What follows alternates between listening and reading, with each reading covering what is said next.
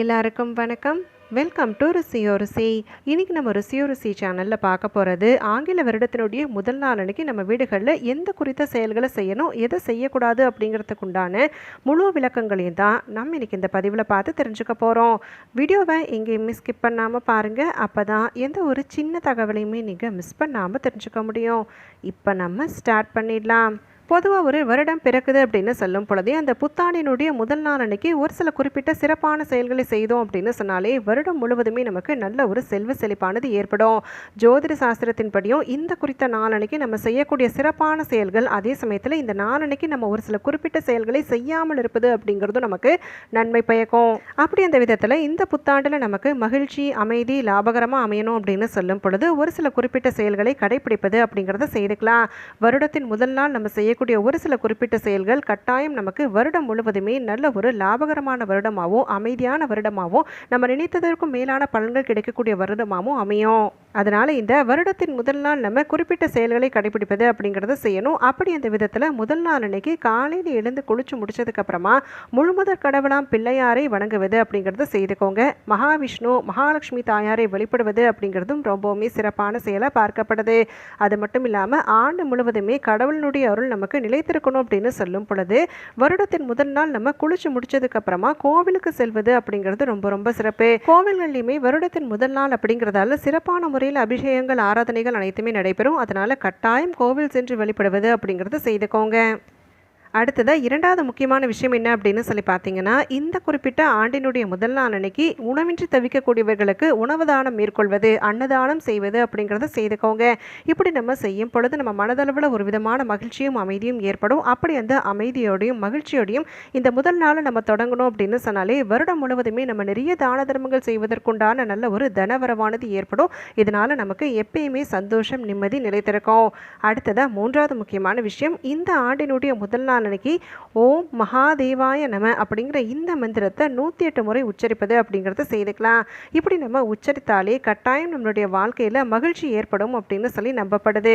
அது மட்டும் இல்லாமல் அவரவருக்குரிய நட்சத்திர காயத்ரி மந்திரத்தை உச்சரிப்பது அப்படிங்கிறத செய்துக்கலாம். ஒருவேளை உங்களுக்கு நட்சத்திரம் தெரியாது அப்படின்னு சொல்லும் பொழுது உங்களுடைய இஷ்ட தெய்வத்திற்குண்டான காயத்ரி மந்திரத்தை உச்சரிப்பது அப்படிங்கிறத செய்துக்கோங்க. அடுத்ததாக இந்த குறிப்பிட்ட நன்னாள் அன்னைக்கு நம்ம வீட்டை தூய்மையாக வைத்திருப்பது அப்படிங்கிறது லக்ஷ்மி தேவி தாயாருடைய அருளை பரிபூரணமாக பெற்றுத்தரும். முடிஞ்சது அப்படின்னாக்கா நீங்கள் முதல் நாளை கூட சுத்தப்படுத்தி கொள்வது அப்படிங்கிறத செய்துக்கோங்க. முடியாத பட்சத்தில் முதல் நாள் அன்னைக்கு சுத்தப்படுத்தி நம்ம வீட்டு பூஜை அறையில் நிறைய விளக்குகள் ஏற்றி வெளிப்படுவது அப்படிங்கிறத செய்துக்கலாம். அடுத்ததாக புத்தாண்டு அப்படின்னு சொன்னாலே நிறைய பேர் புதிய ஆடைகளை அணிவது அப்படிங்கிறத செய்வாங்க. இப்போ ஒருவேளை உங்ககிட்ட புதிய ஆடைகள் இல்லை அப்படின்னு சொன்னால் கூட உங்களுக்கே தெரிந்த மாதிரி, அதாவது நம்ம வீட்டில் எந்த ஆடை நமக்கு ரொம்ப சிறப்பாக இருக்கும் அப்படின்னு சொல்லி நினைக்கிறோமோ அந்த மாதிரியான ஆடைகளை அணிவது அப்படிங்கிறது செய்துக்கலாம். கோவில் சென்று வழிபடும் பொழுது கூடுமான வரைக்குமே பெண்கள் பாரம்பரிய உடை அணிவதும் ஆண்கள் பாரம்பரிய உடை அணிவது அப்படிங்கிறது ரொம்ப ரொம்ப சிறப்பு. அடுத்தபடியாக நம்ம வீடுகளில் வழிபாடு மேற்கொள்ளும் பொழுது நிறைய விளக்குகள் ஏற்றி வீடுகளில் வழிபாடு மேற்கொள்ளும் பொழுது கண்டிப்பாக நீங்கள் நெய்வேத்தியம் வைப்பது அப்படிங்கிறத செய்யணும். கைப்பட செய்யப்பட்ட ஏதாவது ஒரு இனிப்பு வகை அப்படிங்கிறது ரொம்ப ரொம்ப சிறப்பு. வெல்லம் சேர்த்து செய்தீங்க அப்படின்னு சொன்னால் இன்னுமே கூடுதல் விசேஷம். அப்படி இல்லைன்னா கூட சர்க்கரை சேர்க்கப்பட்ட ஏதாவது ஒரு இனிப்பு வகையை நீங்கள் சமைத்து உங்களுடைய கைப்பட சமைத்து வீட்டு பூஜை அறையில் வைத்து வணங்குவது அப்படிங்கிறத செய்துக்கோங்க. பூஜை அறையில் வைத்து வணங்கினதுக்கு அப்புறமா வீட்டில் இருக்கக்கூடிய அனைவருமே பகிர்ந்துண்பது அப்படிங்கிறத செய்துக்கலாம். அடுத்தபடியாக வீட்டில் பெரியவங்க இருக்கிறாங்க அப்படின்னு சொல்லும் பொழுது பெரியவர்களிடம் ஆசி பெறுவது அப்படிங்கிறத செய்துக்கோங்க. பொதுவாகவே நம்ம எல்லா முக்கிய விசேஷ தினங்கள்லையுமே ஆசி பெறுவது அப்படிங்கிறது சிறப்பான செயல் தான். இருந்தாலும் வருடத்தின் முதல் நாள் அன்னைக்கு நீங்கள் ஆசி பெறும் பொழுது அவர்களுடைய கைகளால் ₹1 நாணயத்தையாவது நீங்கள் பெறுவது அப்படிங்கிறத செய்யணும். இப்படி நம்ம செய்யக்கூடிய இந்த குறிப்பிட்ட செயலால் வருடம் முழுவதுமே நல்ல ஒரு மனநிறைவோடு ஆசி பெறக்கூடிய காரணத்தால் வருடம் முழுவதுமே நல்ல ஒரு செல்வ செழிப்பானது ஏற்படும் அப்படின்னு சொல்லி நம்பப்படுது.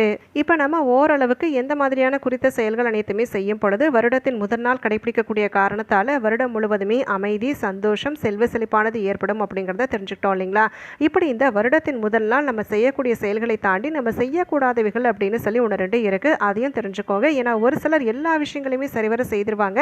ஆனால் செய்யக்கூடாத ஒரு சில விஷயங்களையும் அறியாமையின் காரணமாக செய்யக்கூடிய காரணத்தால் வருடம் முழுவதுமே ஏற்படக்கூடிய செல்வ செழிப்பு எனக்கு மட்டும் ஏன் ஏற்படலை அப்படின்னு சொல்லி யோசிப்போம். அப்படி அந்த மாதிரி மாதிரியான தவறுகளை தவிர்த்துக்கொள்ளணும் அப்படிங்கிறதுக்காக தான் செய்யக்கூடாதவைகள் என்ன அப்படிங்கிறதையும் குறிப்பிட்டு சொல்லியிருக்கிறேன். முதலாவது முக்கியமான விஷயம், புத்தாண்டினுடைய முதல் நாள் அப்படின்னு சொன்னாலே லக்ஷ்மி தேவி தாயாருக்குரிய வழிபாடு செய்வது அப்படிங்கிறது ரொம்ப ரொம்ப சிறப்பு. நிறைய பேர் புத்தாண்டு பிறப்பதற்கு முந்தைய நாள் இரவு இல்லைனா புத்தாண்டு தினத்தன்னைக்கே வெளியிடங்களுக்கு சென்று உணவு உட்கொள்வது அப்படிங்கிறத செய்வாங்க. உணவு உட்கொள்வது அப்படிங்கிறத செய்தாலுமே சைவ உணவுகளை உட்கொள்வது அப்படிங்கிறத செய்துக்கோங்க. அசைவம் தவிர்ப்பது அப்படிங்கிறத செய்துக்கலாம். அது மட்டும் இல்லாமல் இந்த குறித்த நாளன்னைக்கு மது அருந்துவது அப்படிங்கிறதையும் கண்டிப்பாக தவிர்த்து கொள்ளுங்க. அடுத்ததாக இரண்டாவது முக்கியமான விஷயம், இந்த புத்தாண்டினுடைய முதல் நாள் அப்படின்னு சொல்லும் பொழுதே கூர்மையான பொருட்களை வீட்டிற்கு வாங்குவது அப்படிங்கிறது செய்யக்கூடாது. அதே போல் இரும்பு சம்பந்தப்பட்டவைகளை வாங்குவது அப்படிங்கிறதையும் தவிர்த்து கொள்ளுங்க.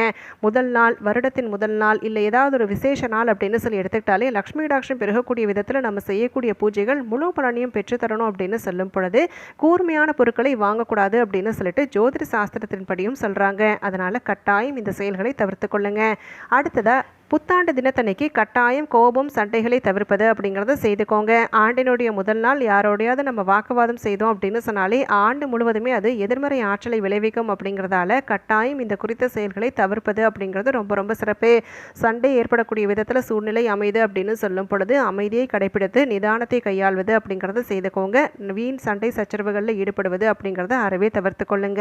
அடுத்ததாக நமக்கு இந்த வருடம் புத்தாண்டானது வரக்கூடியது புதன்கிழமையே இருக்கக்கூடிய காரணத்தால் கட்டாயம் விநாயகருக்குண்டான வழிபாடு மற்றும் பெருமாள் வழிபாடுகளில் ஈடுபடுவது அப்படிங்கிறது செய்துக்கலாம். அது மட்டும் இல்லாமல் பெருமாளுக்கு உகந்த துளசி இலைகளை கோவில்களுக்கு சென்று வழிபாடு மேற்கொள்ளும் பொழுது பெருமாளுக்கு வாங்கி செல்வது அப்படிங்கிறது செய்துக்கோங்க. அதே மாதிரி அம்பிகைக்கும் நீங்கள் மல்லிகை மலர்களை வாங்கி தருவது அப்படிங்கிறத செய்துக்கலாம். நிறைய பேர் துளசி மாலை மட்டுமே வாங்கிட்டு போகக்கூடிய வழக்கம் இருக்கும். துளசி மாலையோடு சேர்த்து அம்பாளுக்கும் பார்த்தீங்க அப்படின்னு சொன்னால் கண்டிப்பாக நீங்கள் வாசனையுள்ள மலர்களை வாங்கி செல்வது அப்படிங்கிறதையும் கடைப்பிடிங்க.